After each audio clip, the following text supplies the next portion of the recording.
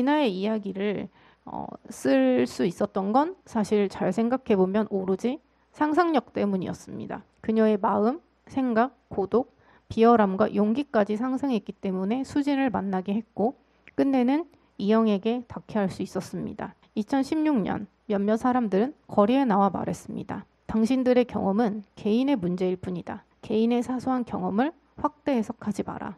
피해의식을 일반화하지 마라. 마치 그런 말들이 사회를 굉장히 위협하고 있다는 것처럼요. 실제로는 한 사람이 죽었는데요.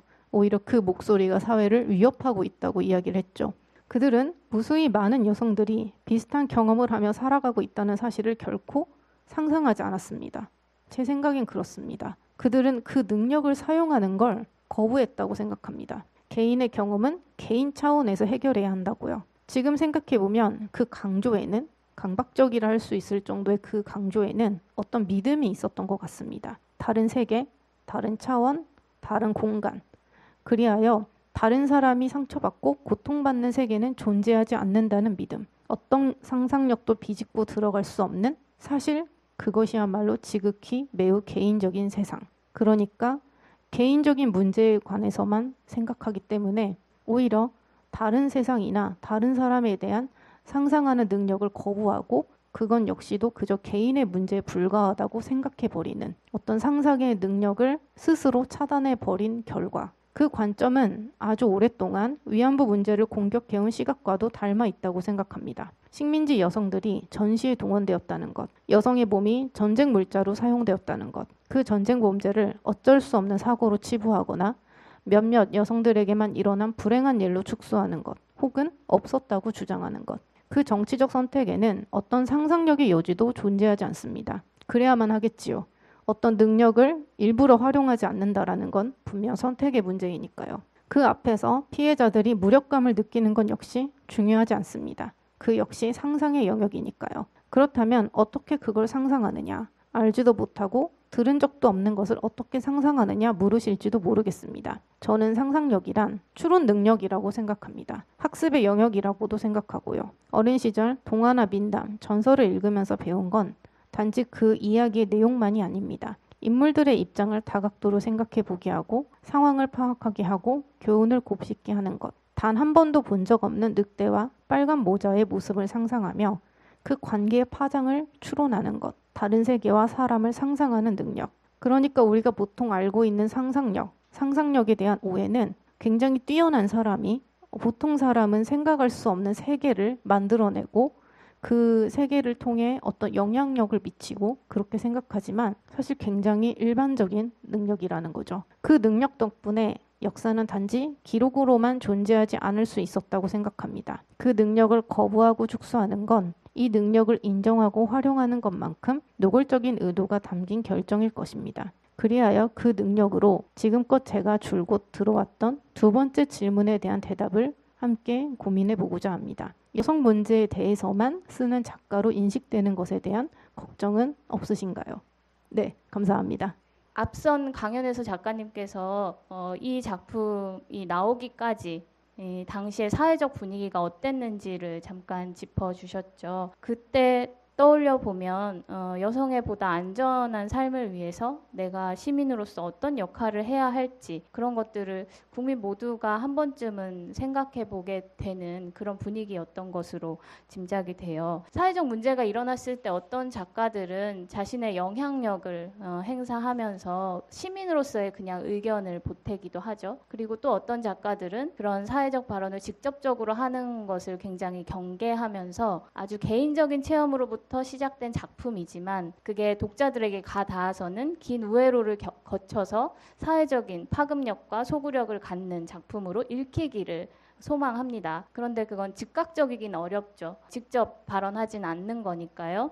이 양단 간의 해결책이 있을까 하는 문제에 대해서 이 작품은 저는 하나의 사례로 느껴졌어요. 그런데 생각해보면 이런 실존적인 고민, 문제를 작가만 가지고 있는 것은 아니라고 생각합니다. 우리 각자가 일상에서 자신의 삶을 영위하고 또 유지해 가면서 동시에 나와 직간접적으로 관련 있는 어떤 사회적 문제에 대해서 어떻게 개입해야 할지 항상 고민을 하게 되니까요. 그런 고민을 어떻게 해결하면 좋을지에 대해서 아까 강연에서 상상력이라는 단어를 언급해 주시기도 한 것 같은데 수진이라는 인물이 자신의 성폭력 피해를 이후에 독서 체험을 통해서 다시 한번 복귀하면서 괄호들을 책에서 발견하는 대목이 나와요. 그래서 그 괄호들을 발견하면서 이런 말을 하죠. 그 끔찍한 괄호의 순간들을 과연 피해자는 잊을 수 있을 건가? 그게 가능할까? 이런 구절이 나옵니다. 상상력을 발휘하기만 하면 되는 게 아니라 어떻게 발휘해야 할지에 대해서 이 구절은 좀 곱씹어보게 하는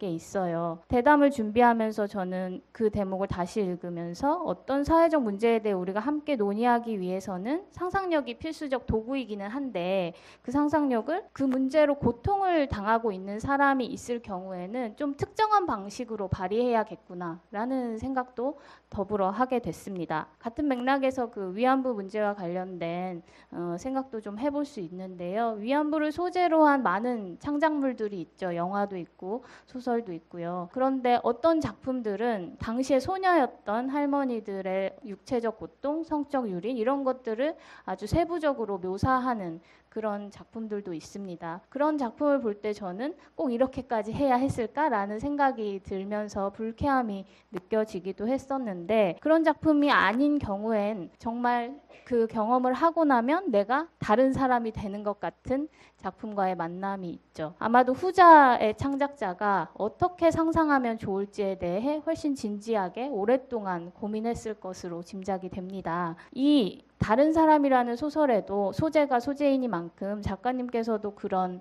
성폭력 피해 여성의 삶에 대해 이야기할 때 어떻게 상상하면 좋을지를 고민해 보셨을 것 같아요. 많은 여성들의 성폭력 피해가 등장은 하지만 그들이 어떤 피해를 겪었는지 구체적으로 나열하고 또 그들의 삶이 얼마나 망가졌는지를 묘사한다기보다 이들이 과거로 돌아가서 어떻게 자신들이 외면했던 진실을 마주하고 또 서로 새롭게 기억을 시작하게 되는지 이런 것들이 이 서사에는 중심축이 되어 있어요.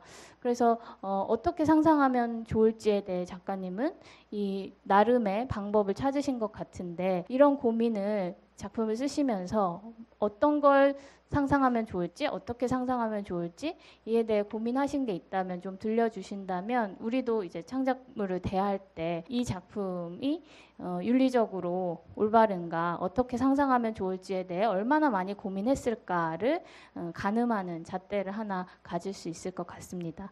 네, 굉장히 중요한 질문이라고 생각을 하는데요. 왜냐하면 이게 창작자가 어떤 소재를 대하는 기본적인 태도에 관한 질문이 될 수도 있고 사실 이건 지금도 제가 굉장히 고민하고 있는 부분이기도 합니다. 그런데 이제 다른 사람을 쓸 당시로 돌아가 보면 이 소재에 관해서 쓰겠다는 결정은 내렸는데 이걸 어떻게 쓸 것인가가 굉장히 저에게도 고민이 되는 부분이었어요. 제가 이 소설은 폭력에 관한 소설이라고 말씀을 드렸는데 그 폭력 중에서도 어쨌든 성폭력에 관한 소설인 거죠.